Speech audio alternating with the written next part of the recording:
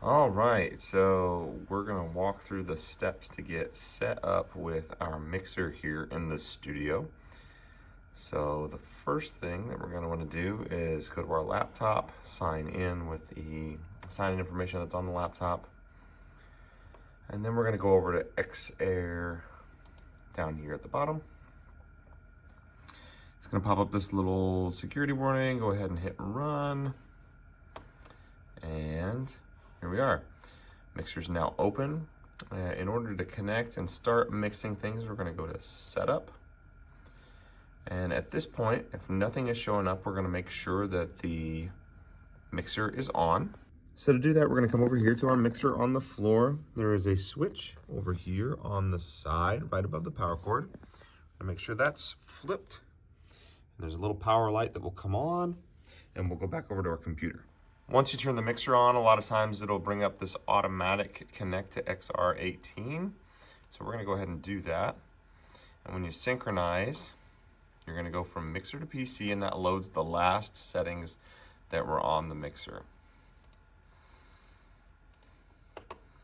And at this point, you should start seeing some little green signal bouncing in over here on the microphones, and that tells you that we're connected and that we're ready to go. You're going to want to do that on both computers, and it's the exact same process for both. When you get to the other computer, since the mixer's already on, again, we'll go back to Setup here at the top. The model will be right here. You'll click on it and hit the Connect button. And it'll bring up the mix parameters again, and you'll hit Mixer to PC. And then you'll be able to mix from both stations. Let's talk about mixing for your individual bus, your in-ear monitors here in the studio. So the first thing that you're going to want to do is check your PM1, which is your personal monitoring system. And so it's this little box that you plug into, and see what number it has on it. And that number is going to affect what you do. So whenever, let's say I'm number 2, like I'm looking at this in-ear monitor system here, that's the bus that I am. And so whenever I go to mix, whether it's on this laptop here on the desk, the laptop over on the black cabinet, or on the big TV in the space, I want to make sure that I click on my bus. That way I'm only mixing from my ears. And so if I click on bus 2 here, we can see all of the different channels that we have. So Vox 1, Vox 2, Vox 3, keys, acoustic, lead, rhythm, bass, drums. Sometimes there's cello, there's click and tracks over here. And then from there, all we need to do, we don't need to adjust any gains or anything like that. That's for the overall system. But we just mix our sliders up and down like this based on what we need more of. And a lot of times here in this system, in the studio here, our vocals are a little hard to hear. And so we need to push the vocals. And then I like to do what's called negative mixing. And so instead of adding more things that I want more of, in order to hear the things that I want more of, I actually pull everything else down. And so you'll just click and drag a slider and adjust it to where you want to be able to hear things. All right, let's get our TV hooked up here for mixing from the opposite side of the room. So this TV is a mirror image of the laptop that is over here on the cabinet. So you're sharing that with other people mixing over there. It's plugged in to the extension cord that runs out from underneath the couch. And we'll go get it logged in and set up here. Okay, so over here across from the TV, we've got this station right here, the electric guitar and the guitar player, leader, vocal 1 can share and mix from.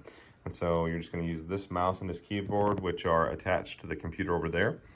And we'll hook this up the same way as we did the computer earlier. We go to Setup, we select our unit, we hit Connect, Mixer to PC, and then all of our channels are there so that we can mix from the TV and share as well. Make sure you're on the right bus, and you can use the mouse and the keyboard to mix on the TV. For our drummer, things are a little bit different. They have their own unit, which is plugged in by Ethernet, and all of the channels are labeled And so you'll just select a channel and you can set your level with the knob here that turns it up and down for each channel. Let's talk about working with our microphones. Things are a little bit different based on which microphones you're using, and so we'll talk about two different types of microphones here.